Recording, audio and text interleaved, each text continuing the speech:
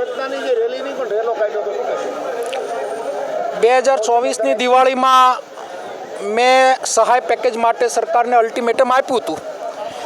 આ વિસ્તારના ધારાસભ્યોએ પ્રજાની એટલે કે ખેડૂતોને ગુમરાહ કરવાનું કામ કર્યું હતું.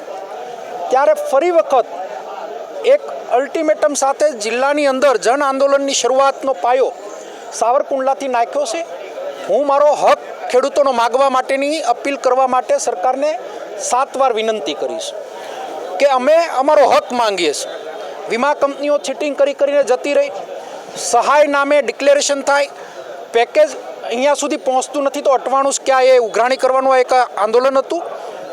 વીજળી અનિયમિતતા, ખાતરનો તોતિંગ ભાવ વધારો, ડુંગળીની નુકસાનીમાં ખેડૂતોને સહાય પેકેજ ડિક્લેર કર્યું, હજુ સુધી કોઈના ખાતામાં પૈસા આવ્યા નથી. ત્યારે વિવિધ 7 મુદ્દાઓ સાથે પ્રાંત ઓફિસે આજે શરૂઆત કરી છે. આવનાર દિવસોમાં આ વાત ગામડાની અંદર ચોરે ચોપાલે ઘર ઘર સુધી પહોંચાડવાનો પ્રયત્ન કરીશ. તાત્કાલિક ધોરણે સરકાર આનો નિર્ણય લે એની અપીલ પણ કરું છું.